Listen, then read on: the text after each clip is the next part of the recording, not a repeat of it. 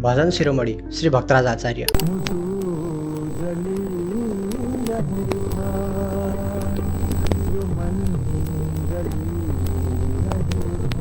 सङ्गीत र मेरो सम्बन्ध पानी र माछाको जस्तै हो भन्ने गायकले आफ्नो जीवनको 3 दशक आवाजविहीन भएर बिताउनु पर्यो। एउटा स्थापित गायकले आफ्नो आवाज गुमाउनुको कुरा अरू कसैले बुझ्नै सक्दैन।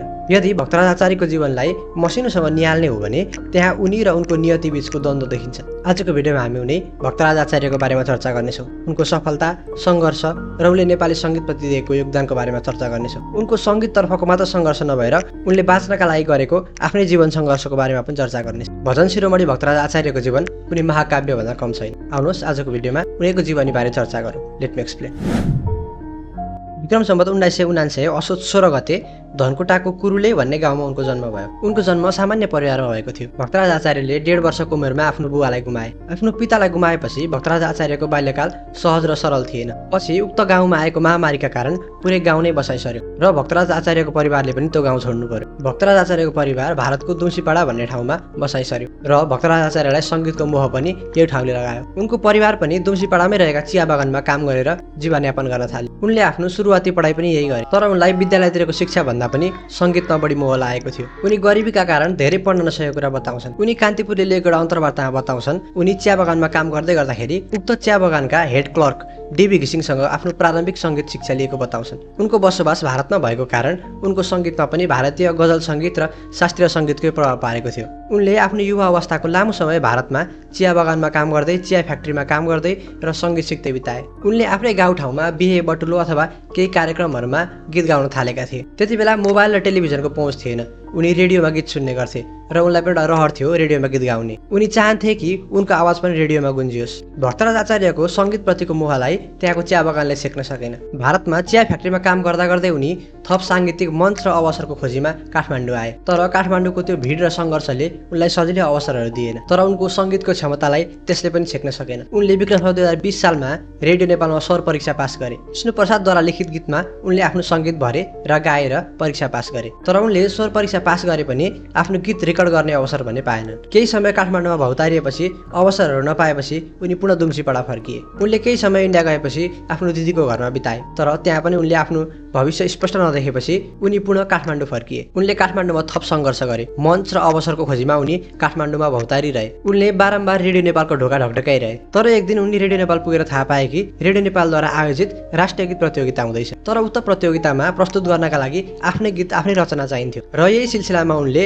नेपाली सङ्गीत जगतका अर्को धरोहर अमर गुरुङलाई भेटे र अमर गुरुङले भक्तराज आचार्यलाई उक्त प्रतियोगितामा गाउनका लागि भनेर एउटा गीत दिए। विक्रम सम्वत 2030 सालमा भएको उक्त राष्ट्रिय गीत प्रतियोगितामा अमर गुरुङको शब्द र सङ्गीत रहेको होसियार यस बखत समयको मुखलाई चिन भन्ने गीत भक्तराज आचार्यले गाए र प्रथम स्थान हासिल गरे। साथै उनले स्वर्ण पदक पनि जिते।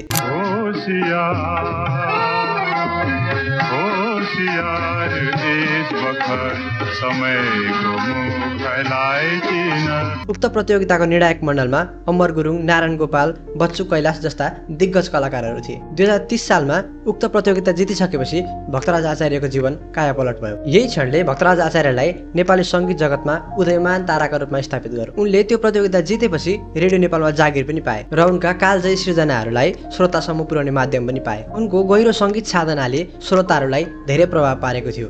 उनका सङ्गीतहरू सिधै मुटु छुने हुन्थे। यसपछि भक्तराज आचार्यले नेपाली सङ्गीत जगतलाई थुप्रै कालजयी गीतहरू दिए। उनले काठमाडौँमै सुशीला आचार्यसँग विवाह पनि गरे र उनका 2 सन्तानका रूपमा छोराहरू भए। उनी सङ्गीतप्रति यति सिरियस थिए कि उनलाई कहिलेकाहीँ राति नै राम्रो धुन याद आउँदाखेरि उनी उठेर हार्मोनियम बजाएर उक्त गीत कम्पोज गर्नतिर लाग्थे र यसरी राति हार्मोनियम बजाउँदाखेरि उनले काठमाडौँमा थुप्रै कोठाहरू पनि बदले। विक्रम सम्वत 2030 सालदेखि 46 सालसम्मको 15 वर्षको अवधि भक्तराज आचार्यको साङ्गीतिक जीवनको उत्कर्ष थियो। उनले यो अवधिमा करिब 450 बढी गीत रेकर्ड गरे, जसमा करिब 25-30 गीत आफ्नै शब्दमा रचे। उनको गायकी पनि सीमित थिएन। उनले भजन, आधुनिक गीत, गजल, राष्ट्रिय गीत, बाल गीत, चलचित्र गायन जस्ता विविध क्षेत्रमा आफ्नो आवाज दिए। जहाँ भन्छन् बुद्धका आँखा हजार आँखा हेर्ने, मुटु जलिरहेछन् जस्ता गीतहरू उनले आफ्नै शब्द सङ्गीतमा गाए। जति चोट दिन्छौ देऊ मायालु, सबै बेहोसी नसा पिएर हजार सपनाहरूको माया लागेर आउँछ, जीवन भनौँ त घात छ जस्ता अमर सिर्जनाहरू उनले नेपाली सङ्गीत जगतलाई दिएका छन्। उनको प्रमुख र चर्चित विधामा भजन पनि पर्छ। उनले थुप्रै भजन लेखेका, सङ्गीत भरेका र गाएका छन्। एक दिन मैले प्रभुसँग सोधेँ, तन्मन वचनले सब निधाए प्रभु, कति लिन्छौ परीक्षा भगवान जस्ता भावपूर्ण सिर्जनाहरू उनले नेपाली सङ्गीत जगतलाई दिएका छन्। उनको भजनप्रतिको मोह र योगदानले उनले भजन शिरोमणिको नाम पनि पाए। उनले लामो समय नेपाली सङ्गीत जगतलाई राज गरे। उनको शब्द, सङ्गीत र गायनले हर कोही प्रभावित भयो। चोर सम्राट नारायण गोपाल, फतेमान राज भण्डारी, बच्चु कैलाश, गोपाल योन्जन, अमर गुरुङ जस्ता अब्बल र लोकप्रिय गायकहरूले राज गरेको समयमा उनले आफ्नो छुट्टै स्थान बनाएका थिए। तर उनको जीवनमा एउटा यस्तो दिन पनि आयो जुन उनको जीवनको मात्र नभएर नेपाली सङ्गीत जगतकै लागि पनि एउटा कालो दिनको रूपमा स्थापित भएको छ।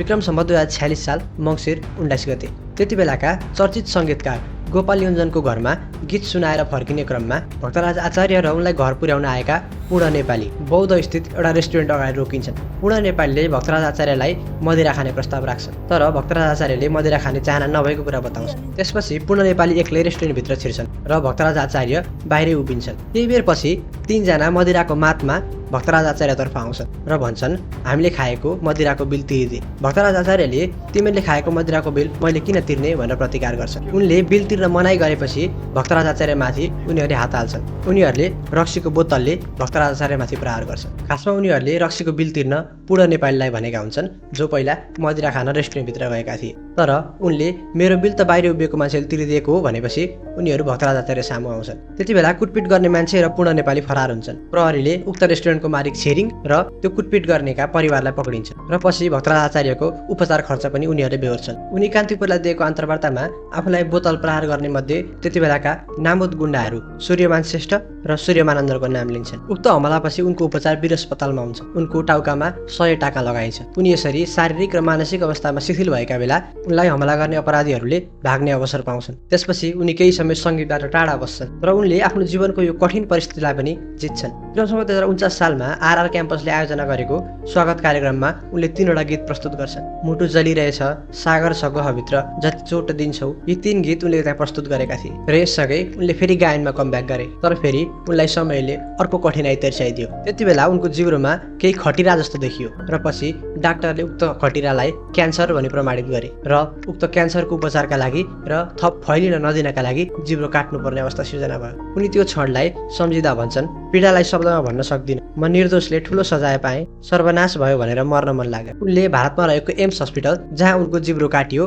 त्यसको छतबाट हाम फाल्ने प्रयास पनि गरेका थिए, तर उनी त्यहाँ सफल भएनन्। 2050 सालदेखि उनको मौन जीवन सुरु भयो। उनका सिद्धान्त र विचार चिच्याए पनि उनको आवाज बन्द थियो। उनले धेरै समय दूध र विभिन्न तरल पदार्थहरू मात्र खाएर लामो समय यापन गरे। विक्रम सम्वत 2068 सालमा उनको जीवनलाई आधारित बनाएर आचार्य चलचित्र सार्वजनिक भयो। डिस्क्रिप्सनमा लिङ्क राखिदिनेछु, अवश्य हेर्नुहोला। उक्त चलचित्रले उनको जीवनबारे देखाएको छ। विक्रम सम्वत 2080 साल फागुन 14 गते नेपाली सङ्गीत जगतलाई एउटा बिर्सिन नसक्ने नाम र आवाज दिएर भक्तराज आचार्यले आफ्नो भौतिक शरीर त्यागे। श्वास प्रश्वासमा समस्या भएको कारण 81 वर्षको उमेरमा उनको निधन भयो। भजन शिरोमणि श्री भक्तराज आचार्य नेपाली सङ्गीत जगतका एक अमर तारा हुन्। उनको जीवन केवल सङ्गीत प्रेमीहरूका लागि मात्र नभएर हरेक बाँच्न सङ्घर्ष गरिरहेकाहरूका लागि एउटा उत्प्रेरणा हो। जीवन र मृत्यु बीचको झिनु रेखामा बाँच्न सक्ने क्षमताका उनी प्रतीक हुन्। म अभागी मान्छे हुँ, तर पनि मेरो पहिलो गीत रेकर्ड हुनु म मेरो जीवनको सबैभन्दा सुन्दर पल मान्छु। यी उनका शब्दहरू हुन्। यो भनाइले उनको जीवन सङ्घर्ष र नियतिप्रतिको नैराश्यतालाई प्रष्ट देखाउँछ। राष्ट्रिय गीत प्रतियोगिता 16 पदक,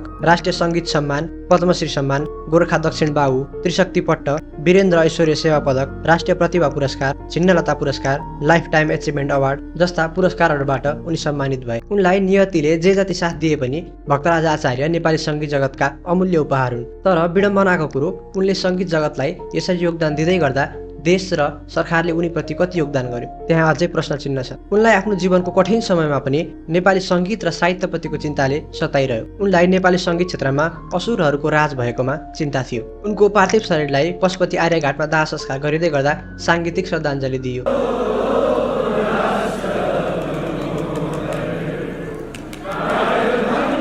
भक्तराज आचार्यलाई श्रद्धाञ्जली दिन त्यहाँ धेरै पटक राज्यको शक्तिशाली पदहरूमा बसेका राजनीतिज्ञहरू पुगेका थिए। उनीहरू त्यसरी पदमा पुग्दै गर्दा साहित्य र कला क्षेत्रमा योगदान दिनेहरूका लागि कति आवाज उठाए।